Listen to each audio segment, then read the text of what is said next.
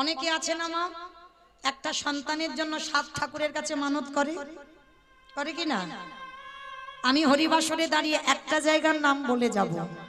আমার বিশ্বাস যদি তোমার ভজন সাধন সঠিক হয়, একনিষ্ঠ ভাবে যদি তাকে ডাকতে পারো, একটা জায়গায় গেলে তুমি সন্তান কোলে পাবে। জায়গাটা হলো উত্তরপ্রদেশ, রাধা কুণ্ডের তীর, বৃন্দাবন। যদি সন্তানের জন্য 7 ঠাকুরের কাছে কেঁদেও যদি সন্তান না পাও, আমার বিশ্বাস হরিবাসরে দাঁড়িয়ে আমি গ্যারান্টি দিলাম চলে যাবে রাধা কুণ্ডের তীরে। আর রাধা কুণ্ডের তীরে বাবা প্রতি বৎসর স্নান যোগ হয়। ওই স্নান যোগে স্নান করে রাধারানীর কাছে আঁচলটা পেতে আরতি জানাবেন, রাধে তুমি যদি করুণাময়ী হও, তুমি যদি কৃপাময়ী হও, তুমি যদি আমার প্রেমময়ী হও, শুধুমাত্র আমার জন্য নয়, আমার বংশে রাধে তোমার সেবা করবার জন্য আমার বংশে একটা প্রদীপ পাঠিও। এইভাবে যদি কেউ ভিখারির মতো আঁচল পেতে আমার রাধারানীর কাছে চাইতে পারে, আসবেই আসবে বাবা তার কোল আলো কোলে আমার প্রাণ গোবিন্দ কাউকে পাঠাবে, বিশ্বাস। তো এই রঘুনাথ দাস, এনারই জন্ম হয়েছিল আমার রাধারানীর কাছে রাধাকুণ্ডের তীরে গিয়ে মানত করে। কিন্তু মায়েরা, রাধারানীর পাঠানো সন্তান, সে সন্তান কেমন হবে মা? এই জড় জগতের মতো সন্তান হবে কি গো মা? আমরা তো চাইতে জানি না গো। বললে হবে এখনকার সমাজে একটা নেতাজি হয় না কেন, একটা বিবেকানন্দ হয় না কেন, একটা রবীন্দ্রনাথ হয় না কেন? কারণ আমরা তো চাইতে জানি না। আমি আমার মায়েদের কথা বলছি, আমিও একটা নারী। আমরা কোনোদিন স্বামীর কাছে চেয়েছি, স্বামী আমার একটা কৃষ্ণ বলা সন্তান দাও? বারের জ্ঞান নেই, সময়ের জ্ঞান নেই, তিথির জ্ঞান নেই, কোনো কিছুর জ্ঞান নেই, জানি না বাবা কি করে সাধনা করে স্বামীর কাছে পুত্র সন্তান চাইব। তাহলে তুমি চাইতে তো আগে শিখবে, তারপরে তো তুমি একটা কৃষ্ণ ভক্ত সন্তানের মা হবে। আর তুমি যদি সারা জীবন চাইতে না শিখলে, তাহলে তুমি কি করে একটা ভক্তের মা হবে? এইগুলো শেখাতে হয়, এগুলো জানতে হয়। যদি বলেন বাবা এটা আমার কথা নয়, আমি বলছি না, আমার একটা কথা বিশ্বাস করতে হবে না, কিন্তু গ্রন্থ জানো, কশ্যপ মুনি নামে এক মুনি ছিল, ভালো করে শুনবেন। এই কশ্যপ মুনি 17টা স্ত্রী ছিল, একটা নয় দুটো নয়, 17টা স্ত্রী। আর 17টা স্ত্রীর মধ্যে মাত্র 4টি ছিল পাডরানী, দিতি, অদিতি, কদ্রু, বিনতা। ভালো করে শুনে নাও মা, কেন আমরা ভালো ছেলের মা হতে পারি না? কেন আমাদের ছেলেগুলো অসৎ হয়? কেন ছেলেগুলো অসৎ পথে যায়? শুনে নাও। তো এই 4 জন রানী, দিতি, অদিতি, কদ্রু, বিনতা, 4 জন রানীকে রেখে কশ্যপ মুনি তপস্যায় গিয়েছিল 12 বৎসর। আর 12 বৎসর যখন তপস্যা করছিল, 4টে রানী ঘরে বসে বসে কান্নাকাটি বাঁধিয়ে দিয়েছে। কেন কাঁদছে? দেখবেন মা, একটা নারী জীবনে যদি সব সুখ থাকে, যদি একটা সুখ না থাকে, সে সারা জীবন কাঁদে। বলো তো কি? মোবাইল, সন্তানের সুখ, এটা লাগে না। ও তুমি রাজরানী করে রাখলেও জনম দুঃখী মাকে কাঁদতে হয়। ভালো করে বিচার করে দেখেন মা, কশ্যপ মুনি ফিরে এসে 4 জন রানীকে ডেকেছে, বড় রানী, মেজ রানী, সেজ রানী, ছোট রানী, এদিকে এসো। কি হয়েছে তোমাদের? টাকা পয়সা ঘর বাড়ির কিছু অভাব রাখিনি, 4 জনে কাঁদছো কেন বসে বসে? তোমরা জানো, তোমরা যদি কাঁদো আমার 12 বছর তপস্যা বিফল হয়ে যাচ্ছে। স্বামী, আমরা এমনি এমনি কাঁদছি না, আমরা 4 জনের সন্তানের মা হতে চাই। বাহ, এই আশা, ঠিক আছে যাও। তবে শোনো, আমি তো যোগী পুরুষ, আমি সাধক, আমি কারোর ঔরসজাত সন্তান দিতে পারবো না। আমার আশীর্বাদে তোমরা 4 জনে মা হবে। 4 জন স্নান করে এসেছে। প্রথমে বড় রানীকে ডেকেছে, বড় রানী ছিল অদিতি। ডাক দিয়েছে, বড় রানী এদিকে এসো। বলো তুমি কেমন সন্তান চাও? বড় রানী বলে উঠলো, স্বামী সন্তান যদি দিতে হয় আমার এমন সন্তান দিও যে সন্তানের জন্য যেন আমার জগৎ জোড়ার নাম ডাক হয়। যেই না বলেছে জগৎ জোড়ার নাম ডাক হয়, সঙ্গে সঙ্গে কশ্যপ মুনি মাথায় হাত দিয়ে বলল, তথাস্তু। তোমার গর্ভে যারা আসবে তারা সবাই হবে স্বর্গে দেবতা। দেবতাদের মায়ের নাম হলো অদিতি। তাহলে বড় রানী হয়ে গেল। মেজো রানী এদিকে এসো। আমার এক নারী আর এক নারীকে হিংসে করে, এটা বাস্তব। দেখবেন এইবার মেজো রানীকে যেই না ডেকেছে, মেজো রানীটার নাম হলো দিতি। অদিতি এদিকে এসো। সে তো মা যেন রণচণ্ডী হয়ে আছে, মানে বড় দিদিটা আগে দিয়ে দিয়েছে। বলো অদিতি তোমার কেমন সন্তান চাই? আমি আর কি নেব বলো? তুমি তো বড় দিদিরটা মাথাটা দিয়ে দিলে, আমার ভাগে আর কিছু আছে? আরে বাবা তুমি রাগারাগি করছো কেন? আমি তো বললাম যে যেমন ছেলে চাইবে তাকে তেমন ছেলে দেব। বলো তুমি কেমন চাও? ঠিক আছে, আমার যদি গর্ভে সন্তান দিতে হয় এমন সন্তান দাও যেন বড় দিদির ছেলে থেকে আমার ছেলেরা দ্বিগুণ শক্তিশালী হয়। যেই না কথাটা বলেছে কশ্যপ মুনি চমকে উঠেছে। ওমা, তুমি এক নারীর হিংসায় জর্জরিত হয়ে বলশালী ছেলে চাইছো? হ্যাঁ, আমার ওই রকম ছেলে লাগবে। তথাস্তু, যেমন চেয়েছো আমি তেমন দেব। কথা দিলাম তোমার গর্ভে যারা আসবে সবাই হবে স্বর্গে অসুর। ওই যে মহালয়ের সময় ওই যে অসুরা দেবতাদের ঝগড়াঝাটি দেখো না, এরা অন্য কেউ নয়, সব ভাই ভাই। মাগুলো আলাদা, বাবাগুলো সব একটাই। তাহলে এই জায়গাটা আমার মায়েরা খুব ভালো করে মন দিয়ে শোনো। তাহলে গন্ডগোলটা কি বাবা বাবার হচ্ছে? গন্ডগোল কাদের? আমাদের চাওয়ার গন্ডগোল। যেরকম চাইবে তুমি তো তেমন ছেলে পাবে। বড়দিদি চাইলো কি আমার নাম যশ হোক, তেমন ছেলে দিল। আর মেজো দিদি চাইলো কি আমার ছেলেরা শক্তিশালী হোক, তেমন চাইলো। এইবার সেজো রানী এমনি তো 3 নম্বর, সে তো রেগে যেন রণচণ্ডীর উপরে হয়ে আছে। মাথার কেশ এলিয়ে দিয়েছে, পরনের বসনটা লুটছে। আর স্বামী কশ্যপ মুনি ডাক দিল, ও সেজো রানী এদিকে এসো, এদিকে এসো। আমার কি যেন নাম বললাম, সে আমি গুলি ফেলেছি। কি বললাম? কদ্রু। বেশ, কদ্রুমা। তাহলে কদ্রুমাকে ডেকেছে। কদ্রুমা তো রণচণ্ডী হয়েছে। বলো কি চাও? আরে বাবা আমি চাইবো কেন, তুমি তো চাইবে। তুমি বললে সন্তানের মা হবে, আমি আর কি করে হব? বড় দিদি ভালো নিয়ে নিল, মেজ দিদি ভালো নিয়ে নিল, আমার ভাগে আর কিছু আছে?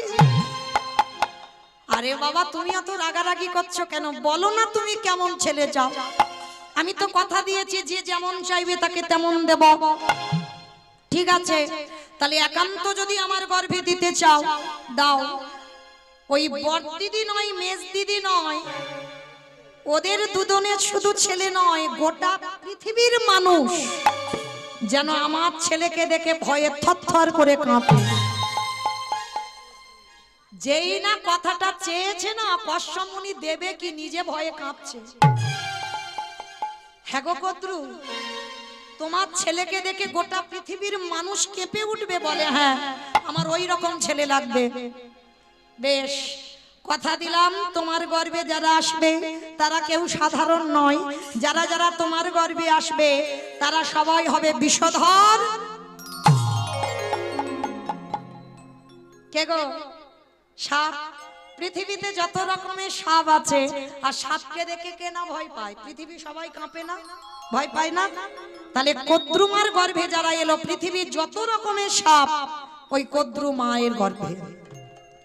তাহলে বড় রানী, সেজো রানী, মেজো রানী হয়ে গেল, মানে 3 নম্বর হয়ে গেল। এইবার ছোট রানীটা যেন কি বললাম, কি বললাম? বিনতা। এইবারটা শোনো, ছোটটার নাম হচ্ছে বিনতা। আর দেখবেন অনেকের একটু আদর করে নাম ছোট করে ডাকে না, যেমন আমার নাম মৌমিতা, আমার মা আদর করে মৌ বলে ডাকে, ছোট করে, এগুলো আদরের নাম, স্নেহের নাম, ভালোবাসার নাম। তো যাই হোক, এই স্বামী বিনতাকে বিনতা বলে না, ছোট করে ডাকে, অবিন, এদিকে এসো। এ কি তোমার চোখে জল, তুমি কাঁদছো? ও বুঝেছি, তোমার বড় দিদি, মেজ দিদি, শেষ দিদি নিয়ে নিল, আর তোমার ভাগে কিছু নেই, ওই জন্য কাঁদছো? না স্বামী, আমি ওই জন্য কাঁদিনি তো। ভালো করে শুনবে মা, এই জায়গাটা খুব দরকার জানা। নারী আমরা সবাই, এখানে অনেকে আমরা নারী, আমিও একজন নারী, কিন্তু সবার স্বভাব, চরিত্র, ব্যবহার, চলাফেরা কি এক হবে? কখনো এক হবে না। তো আজকে তিনজনের চরিত্র শুনলেন, এবার চারজনের জায়গাটা দেখেন। স্বামী ডাক দিয়েছে, অভিনু আমার কাছে এসো।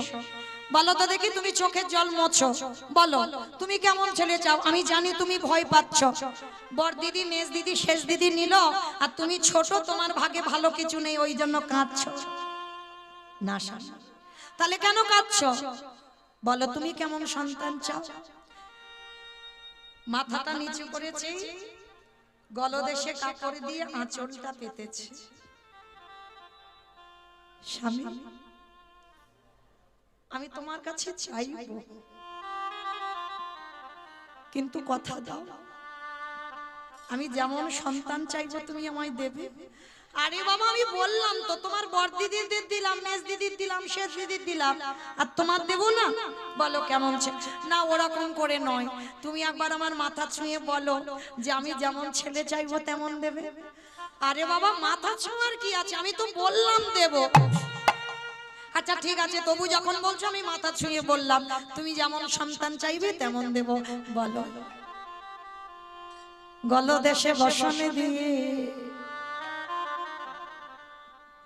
স্বামীর চরণে প্রণাম করে চাওয়াটা দেখেন, আগে তিনজন চেয়েছে, আর এর চাওয়াটা দেখেন। আঁচলটা স্বামীর চরণে পেতে দিয়ে বলল, স্বামী গো, তোমার কাছে আমি বড় দিদির মতো সন্তান চাই না,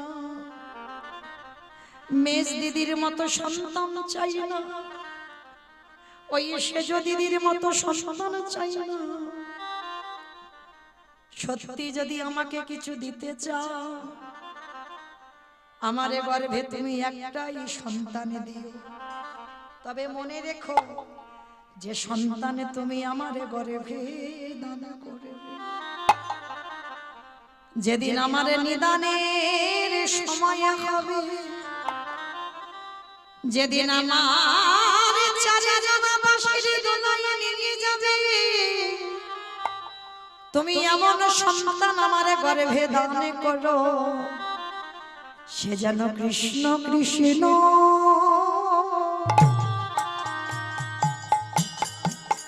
কৃষ্ণ বলে, আমার অন্য কিছু নিতাই গৌর প্রেমানন্দে হরি বল, হরি বল, হরি বল। ও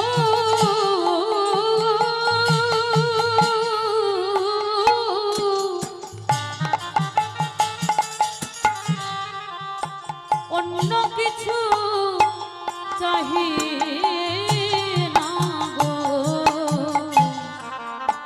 সে যেন কৃষ্ণ কৃষ্ণ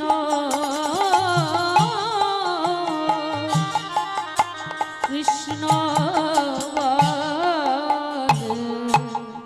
কশ্যপ মুনি বিনুতাকে বুকে ধরে বলল, বিনু গো, তুমি আমার বউ নও, তুমি আমার স্ত্রীও নও, তুমি হলো আমার সাধন ভজনের অর্ধাঙ্গিনী, তুমি হলে আমার সহধর্মিণী, তোমার মতো যেন বধূ আমি জনমে জনমে পাই।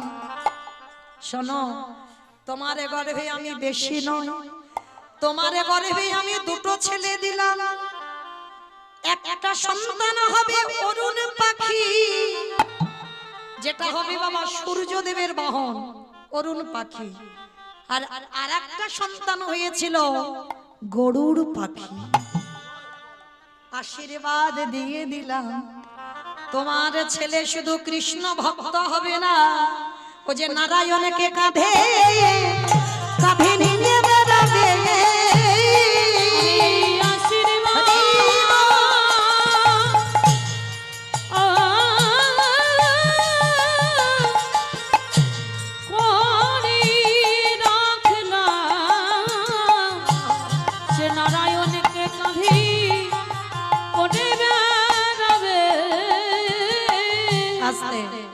তাহলে যারা যারা মা শুনলেন মন প্রাণ দিয়ে, সত্যি করে বলো তো 10 মাসটা ছেলের কি দরকার আছে? একটা ছেলে যদি ছেলের মতো ছেলে হয়, তবে এই কৃষ্ণ ভক্ত জগতে বড় দুর্লভ। ভগবানের কাছে প্রার্থনা করবে যেন আমার কৃষ্ণ বলা পাখি হয়।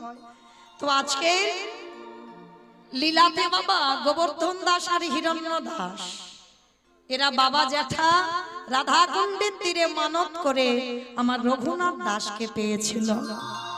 কিন্তু জানো মা, রঘুনাথ ছোটবেলা থেকে বৈরাগ্য ভাব, সর্বদা কৃষ্ণ নামে ভেসে থাকে। যেখানে বাবা রাস্তা দিয়ে যদি কোনোদিন ওই সাধুগুরু বৈষ্ণব দেখে, ওই রঘুনাথ কি করে, ওই ঘর থেকে ছুটে পালায় তাদের সঙ্গে। আবার দাঁড়ি প্রহরীরা আবার ছেলেকে ধরে নিয়ে বাড়িতে আসে। এইভাবে চলতে চলতে রঘুনাথের বয়স দাঁড়ালো 5 বছর। এবার 5 বছরের ছেলেকে তো আগেকার দিনে বাবা গুরু আশ্রমে পাঠানো হতো। এখনকার দিনে বাবা যেমন স্কুলে যাতায়াত করে, তখনকার দিনে নয়। তখনকার দিনে গুরু আশ্রমে থেকে পড়াশোনা হতো। এখন যেমন আমরা ওই বোর্ডিং এ রাখি না ছেলে মেয়েদের, ঠিক ওই রকমই ব্যবস্থা ছিল। তো রঘুনাথ 5 বছর হয়েছে, বাবা জ্যাঠা দুজনে মিলে নিয়ে গেছে বলদেব আচার্যের কাছে, যার কাছে বিদ্যা অভ্যাস করবে, শাস্ত্র পাঠ শিখবে। তা যেই না রঘুনাথকে নিয়ে গেছে বাবা, বলদেব আচার্য বলে উঠলেন, শোনো হিরণ্য, শোনো গোবর্ধন, বাবা ভালোই ভালোই বলছি, তোমাদের বড় লোকেদের ছেলের একটু খামখেয়ালি স্বভাব, ওকে আমি এখানে রাখতে পারবো না। তোমরা ভালোই ভালোই বলছি, ওকে নিয়ে বাড়িতে যাও। কখন বলতে কি করে ফেলবে বাবা, আমি ওকে সামলাতে পারবো না। গোবর্ধন আর হিরণ্য বলছে, গুরুদেব আপনি জানেন না আমার রঘুনাথের চরিত্র, আপনি জানেন না। 1 সপ্তাহ রাখি,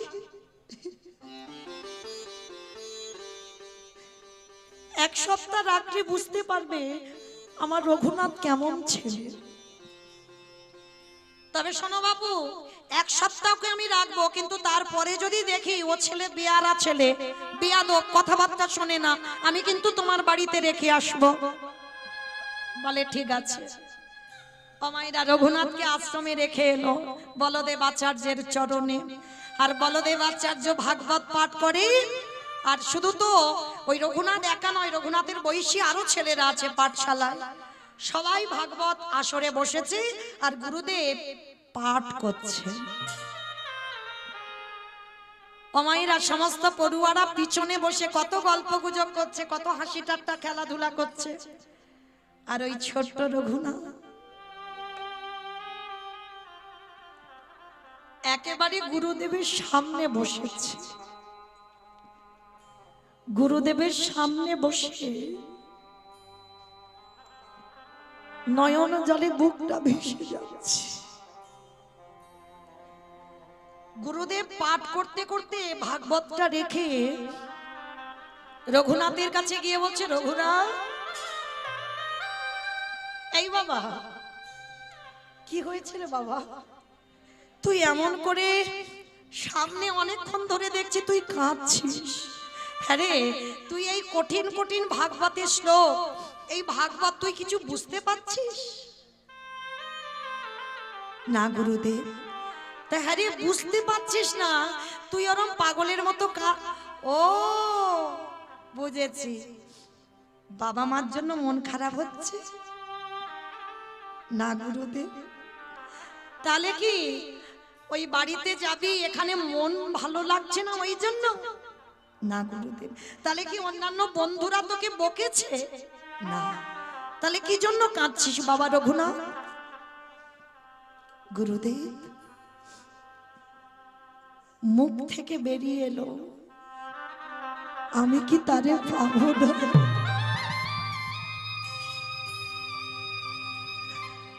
বলো না গুরুদেব, আমি কি তারে পাবো না? কার কথা বলছিস বাবা তুই? এইটুকু বয়সে কাকে পাবার কথা বলছিস? গুরুদেব বলো না, আমি কি কোনোদিন কৃষ্ণ চরণ পাবো না? গুরুদেব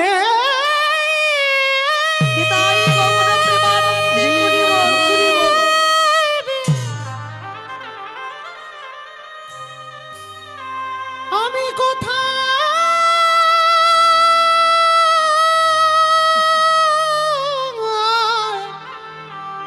গেলে কৃষ্ণ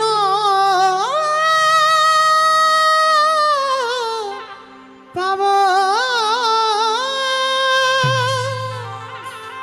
গুরুদেব রঘুনাথকে বুকে জড়িয়ে ধরে বলল, রঘুনাথ, রঘুনাথ, এইটুকু বয়সে তুই কৃষ্ণ পাওয়ার জন্য কাঁদছিস? ধন্য আমি গুরুদেব, আমি তোর মাথায় হাত দিয়ে আশীর্বাদ দিলাম বাবা, তোর কৃষ্ণ কৃপা হোক।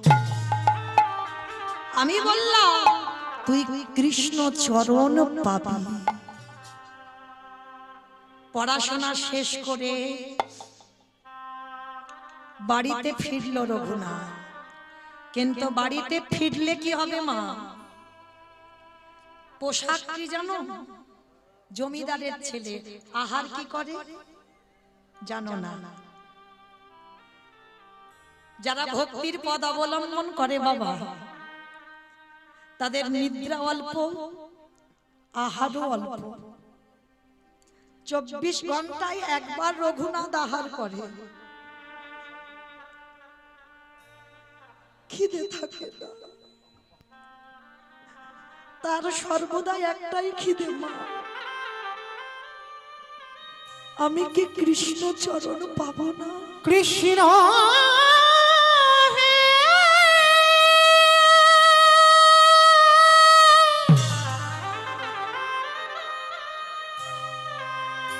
একেবারে দেখা দেখা রে, আমি কি তারে পাবো না? দেখা দে কৃষ্ণ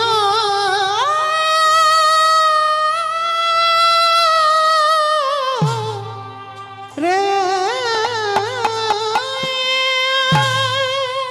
24 ঘন্টায় একবার আহার, আর পরনে একটা বহির্বাস। জমিদারের ছেলে, যে যার বাবা জ্যাঠার মাসে 12 লক্ষ স্বর্ণ মুদ্রা আয়, শুধু নবাবকে কর দিত 8 লক্ষ স্বর্ণ মুদ্রা। এই জায়গাটা বাবা অনুভব করবেন, ক টাকা ব্যাংকে আছে আমাদের, কত জায়গা জমি সম্পত্তি আছে আমাদের। যে রঘুনাথ জমিদারের ছেলে, সেই জমিদারি ত্যাগ করে তার জমিদারির উপরে এতটুকু লোভ নেই, শুধু তার মুখে একটা কথা, আমি কি তারে পাবো না? আমি কোথায় গেলে কৃষ্ণ পাবো? তোমরা কেউ আমায় বলে দাও। যদি রাস্তা দিয়ে কোনো তিলক সেবা করা ভক্ত যায়, রঘুনাথ ঘর ছেড়ে পাগলের মতো তার পিছনে চলে যায়। সাধু সঙ্গ করতে ভালোবাসে, ভক্ত সঙ্গ করতে ভালোবাসে, কিন্তু জমিদারিতে ওটা হয় না। দাঁড়িরা প্রহরীরা রঘুনাথকে ধরে আনে। তা রঘুনাথ যখন একটু বড় হয়েছে, হিরণ্য দাস গোবর্ধন দাস রেগে গেল, অপদার্থ, এত করে বলি, এত করে বকি, তবু ছেলে শোনে না। সারাদিন না কৃষ্ণ কোথায়, কৃষ্ণ কোথায়। ও ছেলেকে বন্দি করতে হবে।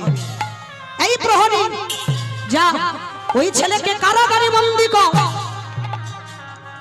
আগেকার দিনে জমিদার যেমন প্রহ্লাদের বাবা হিরণ্যকশিপুর প্রহ্লাদকে কারাগারে 3 রাত বন্দী করে রেখেছিল। আদেশ দিল ওকে কারাগারে বন্দী কর, বাইরে থেকে শিকল তুলে দিবি আর ওর হাতে পায়ে দড়ি বেঁধে দে, যেন কোথাও আর যেতে না পারে। রাধে, যে একবার কৃষ্ণ ভালোবাসে তাকে কি বাহ্যিক জগতে দড়ি দিয়ে বাঁধা?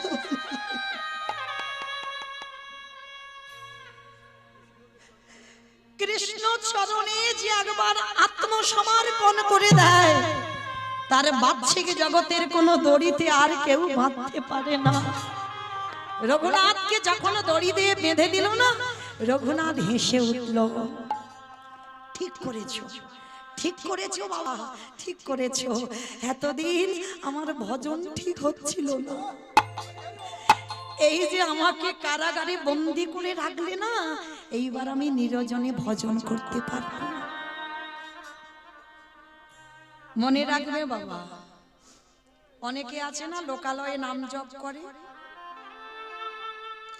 অপরাধ নিও না। যদি কেউ কষ্ট পান, কষ্ট পাওয়ার জন্য বললাম না, এটা নাম নয়।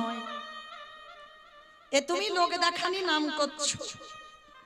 নাম যদি করতে হয় ভিতরের নাম করো। জানালা দরজা বন্ধ করে দাও, কৃষ্ণ প্রতিচ্ছবি নিয়ে একবার আকুল প্রাণে হা কৃষ্ণ, প্রাণ কৃষ্ণ বলে কাঁদো। আর কিছু করতে লাগবে না, লোক দেখানির দরকার লাগে না।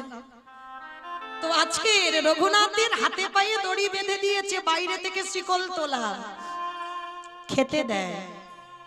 1 সপ্তাহ হয়ে গেল মা, রঘুনাথ কিছু খায় না। কি গো মা, অনেকে আমরা কাল একাদশী করেছি, অনেকে আবার আজকের একাদশী করেছি। একদিন একাদশী করলে দ্বাদশীতে যেন শরীর আর চলে না। রঘুনাথ 1 সপ্তাহ কিছু খায়নি, 1 সপ্তাহ অনাহারি অনিদ্রায় সারাদিন শুধু একটাই কথা, কোনো নাম জপ নয়, আমি কি তারে পাবো না? হিরণ্যদাস রেগে গিয়ে জ্যাঠামশাই কারাগারে এসেছে। রঘুনাথ, রঘুনাথ, শুনলাম তুমি নাকি আজকের 1 সপ্তাহ হয়ে গেল কিছু আহার করছো না, কি হয়েছে তোমার? কেন তুমি খাচ্ছ না? তুমি কেন ভুলে যাচ্ছ তুমি জমিদারের ছেলে? আমাদের অবর্তমানে এই জমিদারি দেখভাল করবে কে?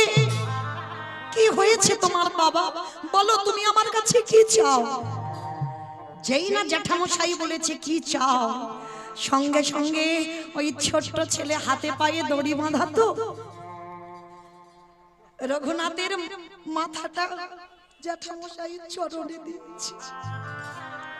জেঠু, জেঠু, আমি চাইবো তুমি আমায় দেবে জেঠু?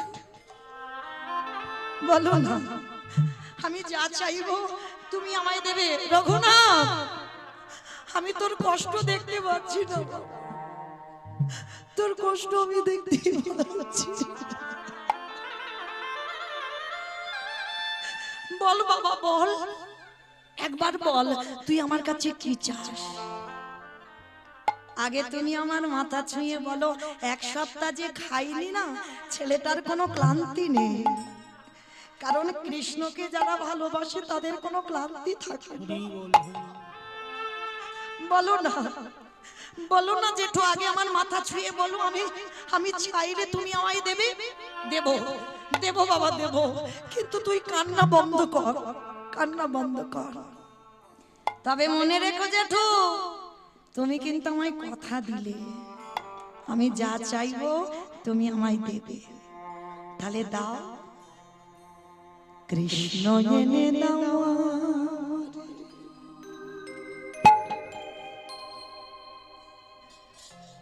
কৃষ্ণ এনে দাও,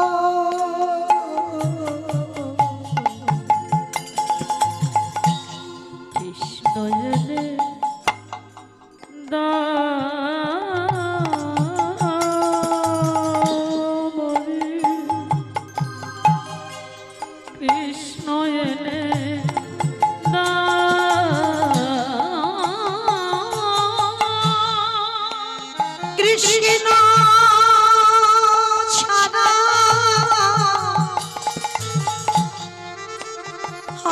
প্রাণে বাঁচে না জেঠু কৃষ্ণ এনে দাও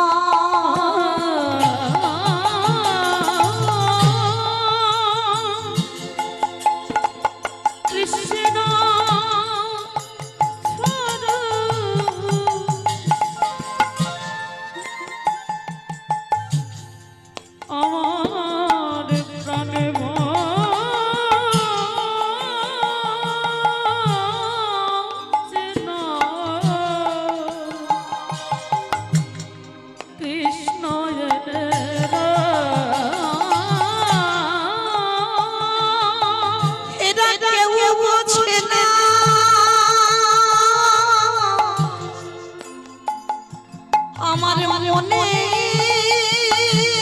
কথা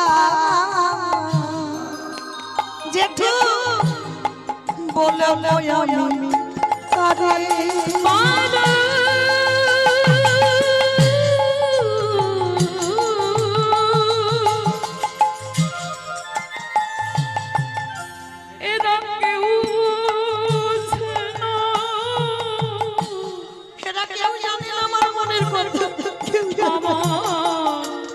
মনে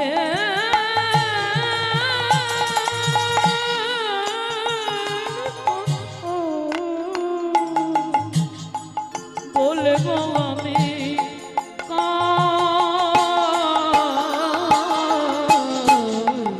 কৃষ্ণ এনে দাও আমারে কৃষ্ণ এনে দাও কৃষ্ণ এনে দাও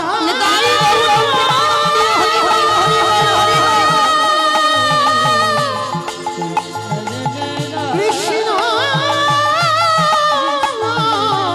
এনে দাও কৃষ্ণ এনে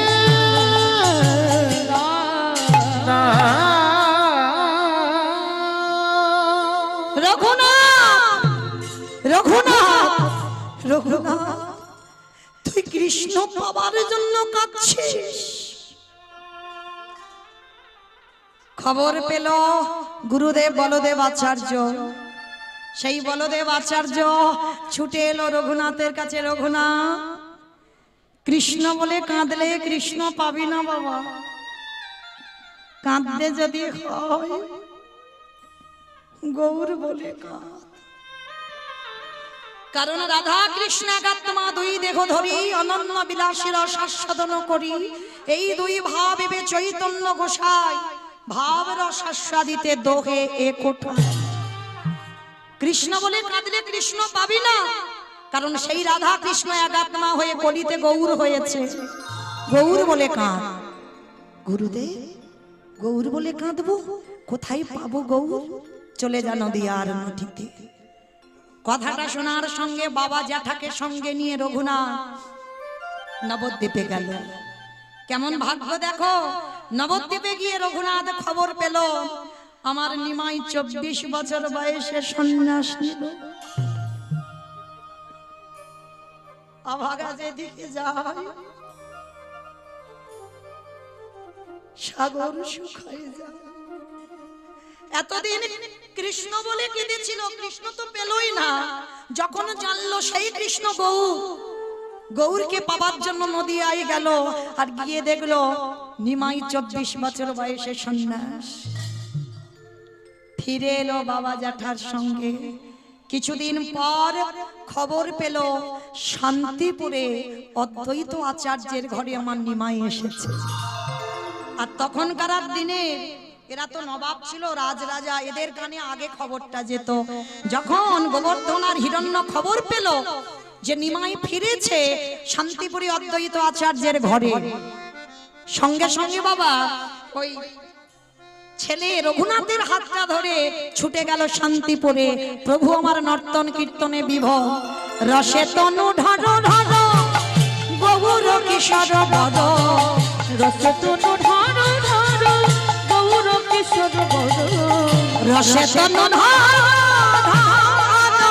আমার গুণারি হে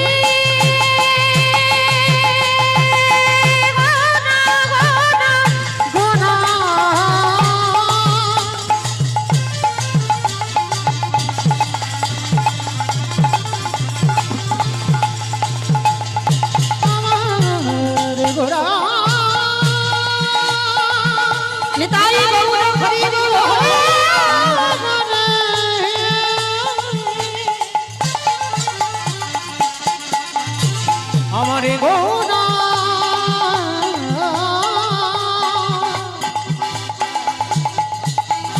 আমার গোটা গৌরা রসে তনু ঢানো ঢানো